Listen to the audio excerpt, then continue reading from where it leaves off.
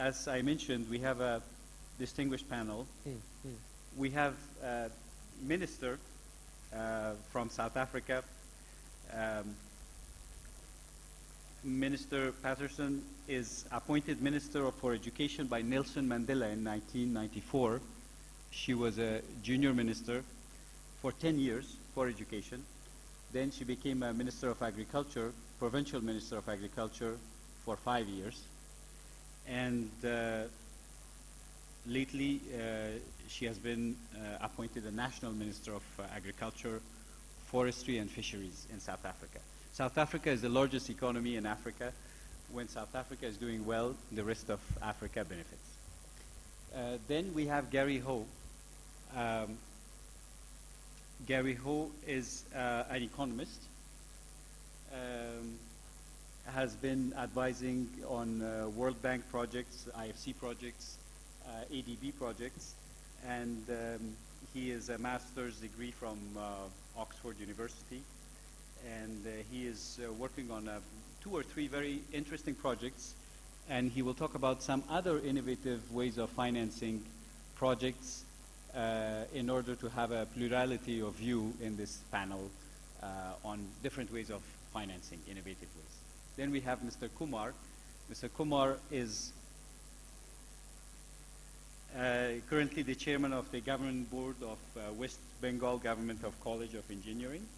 He is also the head of a company in India called Titan Leathers, which is one of the largest. And since he has been 35 years in the leather business, he has gotten to know the Italians.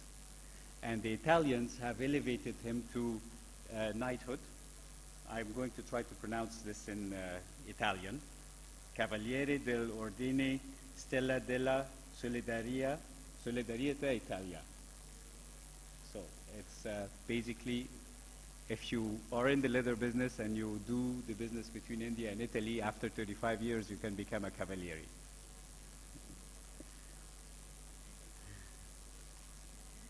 We have John Meyer, Regional Head of Agriculture, Africa, Standard Chartered Bank.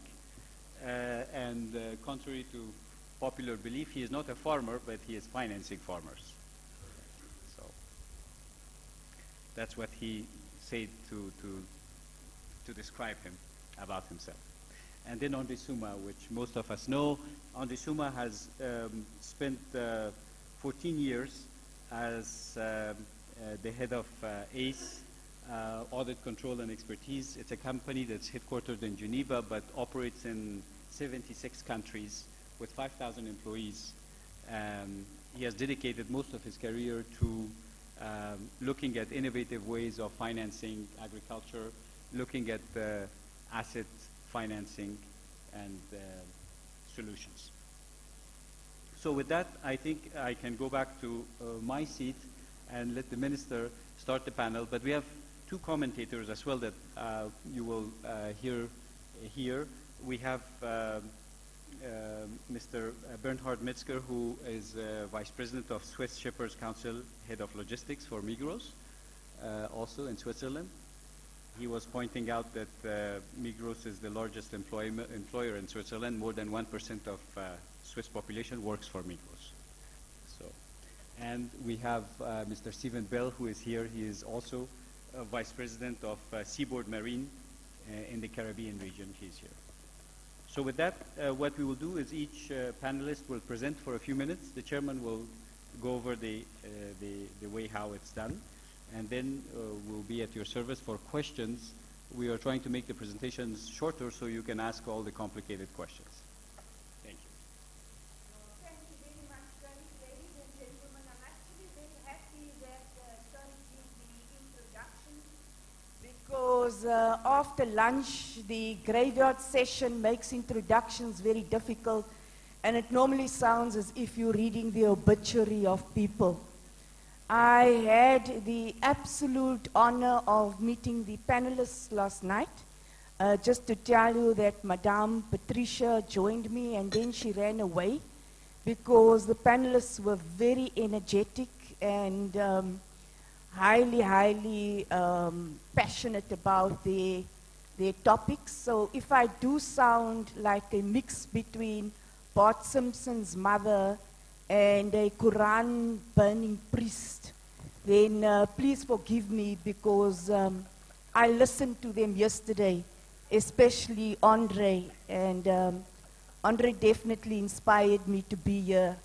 So I'm going to ask that they do start from that way, and that they introduce themselves, and that we talk about, Andre was talking quite passionately about value chain financing and how it works if we make sure that there is a market.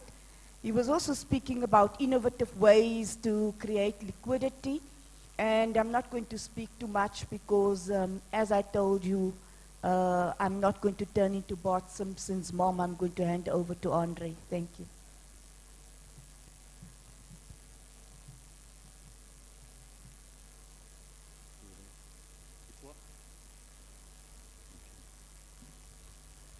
Thank you, Madame la Ministre. I hope you have some translator, French translator, because I'm going to speak in French. No French translator? Okay, I'll continue in English, therefore. Go back. But sometime I put some French words so you will understand where I come from. Don't ask me if I come from Egypt or Ethiopia or whatever. I come from Ivory Coast. Just to give some answer.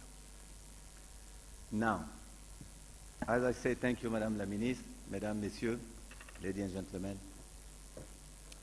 We are talking about a topic where everything is based on trust. But nobody wants to trust each other, especially in trading. I give an example, basic example. When we, developing world, export in Europe, or export in general, the weight and the quality is done at arrival. When we import goods, the weight and quality is done at departure. Already you lose. That means we as developing country will lose track. This is the first basic point. Second basic point, nobody wants to take obligation and responsibility. The shipping line starting, for him, is doing what we call bill of lading, say to contain, on the FCL base. No responsibility. He gives you a box, what you put inside is not his responsibility. The clearing forwarder don't take any responsibility. The inspection company don't take any responsibility. Nobody take any responsibility. Therefore, we are talking about WTO, ITC, UNCTAD, etc., etc. But at the end of the day, we want people to take responsibility. And in order to take responsibility, we have to take our responsibility as a country. That means we have to take control of what we at least produce. When Europe creates liberalization or America, behind the liberalization you have regulation. When we create liberalization in developing countries, we liberalize. There is no control. There is no monitoring. There is no data. We assume data, but we don't have one single data. We get it from other organizations, then our own country data. First thing.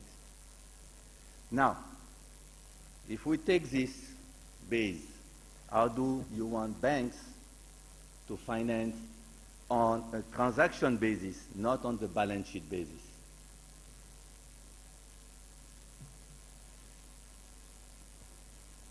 What do we have? Inside, you have producer to export, all the people in the value chain here internally. You can see there is no control. There is opacity. In Europe, when the good is put on the ship and leaving and going to Europe, you will have